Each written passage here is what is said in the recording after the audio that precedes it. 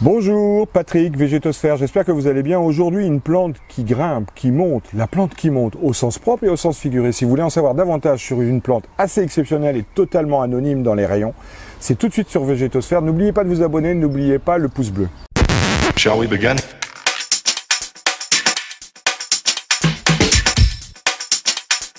Eh bien, nous voici avec le Muehlenbachia.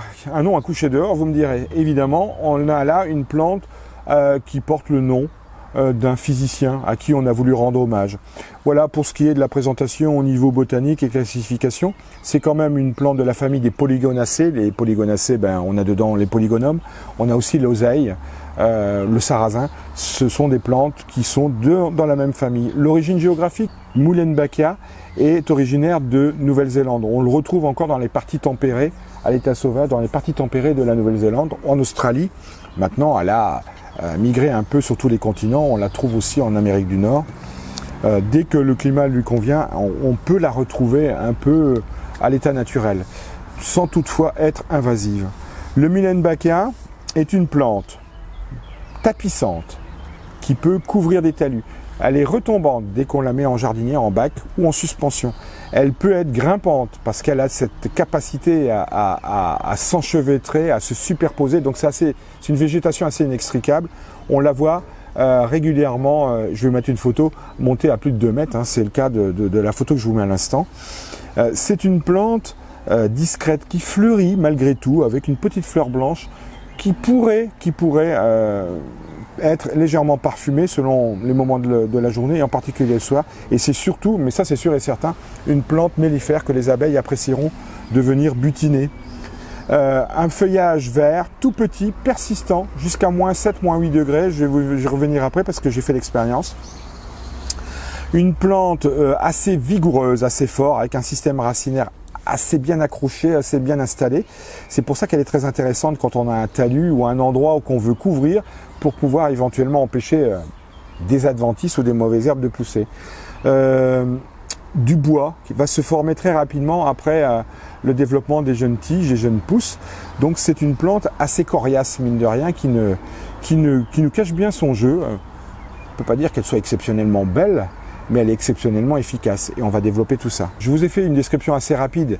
C'est une plante qui est apparue dans les années 2000 dans les jardineries. Elle est arrivée notamment à l'occasion du choix et des collections de plantes d'automne, notamment pour faire ses balcons, ses jardinières d'automne et d'hiver, mais aussi pour pouvoir faire ces petits massifs hivernaux qu'on peut faire à l'entrée de la maison, histoire de décorer le jardin et faire en sorte que ce soit sympathique. Cette plante, avec un nom assez terrible, Muehlenbachia, on l'a regardé, on s'est dit, mais qu'est-ce qu'on peut faire de ça?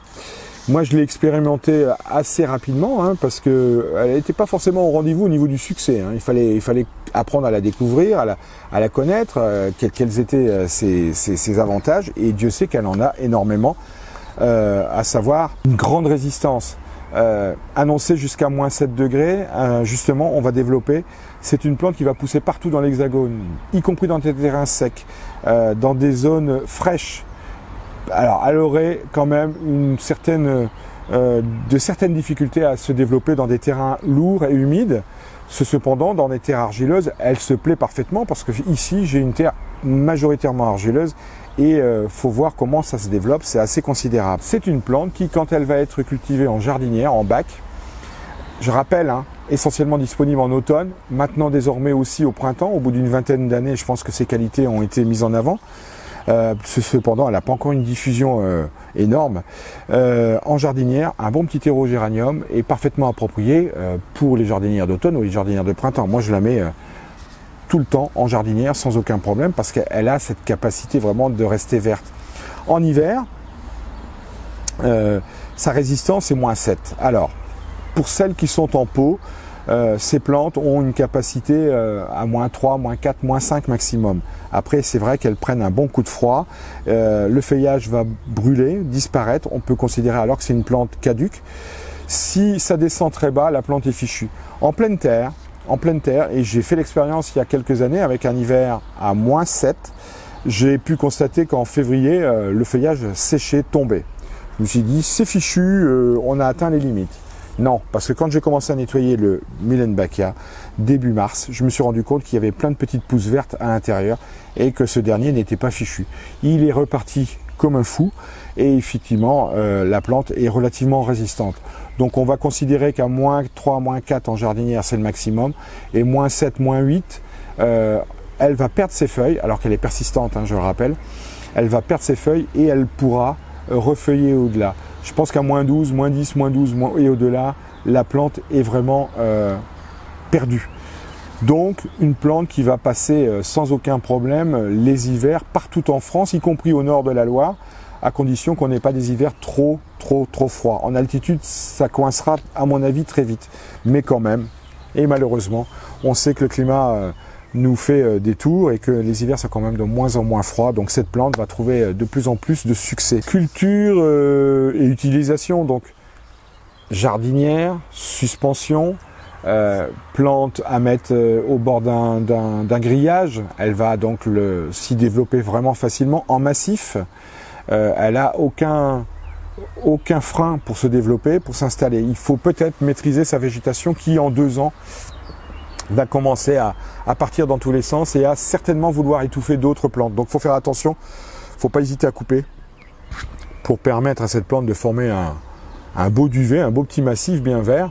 Et là, vous avez quelque chose qui est tout à fait acceptable. Une utilisation anecdotique, mais qui est possible, et on le voit encore de temps en temps dans les jardineries ou chez les horticulteurs. On a des Muehlenbachia qui sont élevés sur des cerceaux, sur des cœurs à l'occasion de la fête des mères. Ce sont des plantes qui ont une capacité de pousser à l'intérieur et de résister relativement bien. Il n'y en a pas beaucoup sur le marché ou tout simplement dans la nature. Je connais le lierre qui peut aller dedans, dehors avec une très grande facilité. Il y a le Muehlenbachia, aussi le Chlorophytum, hein, pour info. Mais le Muehlenbachia a cette capacité d'être décoratif, beaucoup plus décoratif que toutes les autres plantes, certainement plus qu'un lierre à mon goût. Hein. Il suffit quand même, au moment où vous allez mettre en route le chauffage, de l'écarter de la pièce la plus chauffée, parce que là les feuilles vont tomber très rapidement. Vous le rapprochez d'une pièce lumineuse, hors gel, où il fait 10-12 degrés, la véranda est appropriée. Vous aurez quand même une chute prononcée de feuilles, mais normalement c'est une plante persistante, hein, persistante dans la maison. Les feuilles tombent si c'est un peu chaud, persistante dans le jardin ou en bac, sauf s'il fait très froid, où là on va constater une brûlure, un gel des feuilles, sans pour autant mettre en danger la plante. La multiplication, écoutez, c'est une plante qui est d'une simplicité au niveau de la multiplication incroyable. Ça pousse tout seul, ça s'enracine tout seul, donc je pense à la première chose, c'est de marcoter. Quand vous mettez les mains dans un massif, dans un Muehlenbachia qui a 2-3 ans, c'est un enchevêtrement inextricable de pousses et de superposition de branches, c'est infernal. Par contre, quand vous approchez du sol, vous allez vous rendre compte que si vous avez planté une plante qui faisait à l'origine 10 cm², vous allez avoir des racines qui vont sortir de partout. En fait, toutes les branches qui sont au sol vont s'enraciner. Et il n'y a rien de plus simple que de découper tout ça, de remettre ça dans un bon petit terreau, et en quelques semaines, voire quelques mois, c'est enraciné. Pour le bouturage, écoutez, c'est encore plus simple, je pense. Il suffit de prélever des branches sur lesquelles on va sentir des branches qui sont bien ligneuses, hein, qui ont du bois. On va sentir quelques petites aspérités. Et quand on regarde, on va avoir des petits embryons blancs qui sont collés comme ça sur la tige. Ce sont tout simplement des embryons de racines. Il suffit de mettre ça dans un bon petit terreau de semis-bouturage. Vous mettez ça à l'étouffer dans une serre ou dans une couche dehors. Si c'est dans une couche dehors, eh bien ça va mettre 2 mois, 3 mois pour s'enraciner. Si c'est dans une serre, en moins d'1 mois, vous avez des racines et une plante quasiment autonome. Donc c'est vraiment très simple de multiplication. Ce qui me fait penser d'ailleurs que cette plante se vend entre 3,50 €, 3,95 € et 5-6 € en jardinerie en pot de 13. Elle reste néanmoins quelque chose de très peu coûteux au niveau de l'élevage et de la multiplication. En ce qui concerne les parasites, écoutez, je n'ai jamais vu de parasites. Alors si vous avez un Muehlenbachia qui a été attaqué par du puceron, faut me le signaler, parce que moi je pense qu'il ne peut pas être attaqué par le puceron, ou alors il faut vraiment qu'il n'ait rien d'autre à manger, tout simplement parce que la branche, la pousse qui porte les feuilles, va très rapidement être ligneuse, dure. Ce qui fait que pour le puceron, c'est pas du tout sympa. Les feuilles les plus anciennes deviennent coriaces, épaisses. enfin pas épaisse, dure plutôt.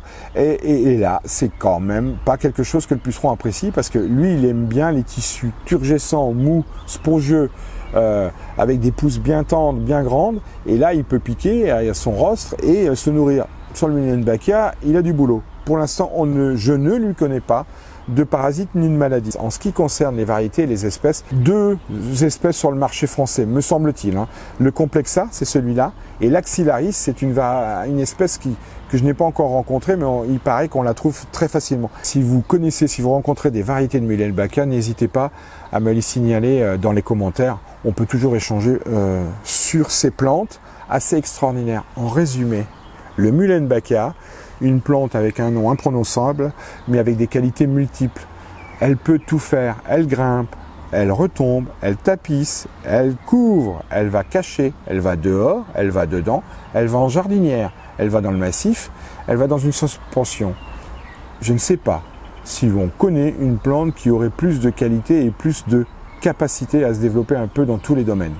Voilà pour le Muehlenbachia, je vous dis à très bientôt sur Végétosphère. N'oubliez pas le petit pouce bleu, n'oubliez pas de vous abonner et je vous dis à très bientôt. Prenez soin de vous. Au revoir. Shall we begin?